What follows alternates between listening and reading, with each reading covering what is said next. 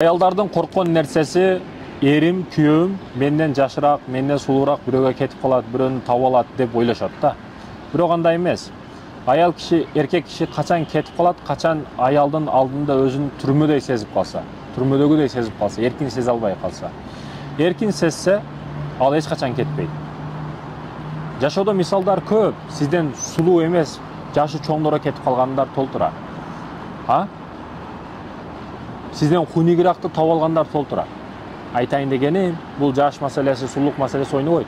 Качан сиз келип эле башын жанча берсеңиз, проблемаңызды тыга берсеңиз, күйөөңүзгө тынчтык бербей койсоңуз, бул учурда эркек киши экинчи аял алышка аракет кылып калышы мүмкүн.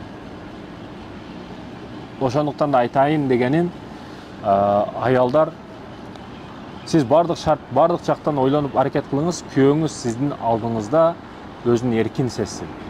Эркиндикке эч нерсе жетпейт. Бир раис, айыл өкмөт башчысы ажырашууну $500, турмуш курууну $100 кылып коет экен да. Анан сурашат экен, неге ажырашуу $500,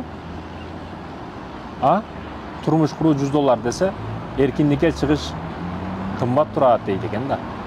Түшүнүктүү болду деп ойлойм.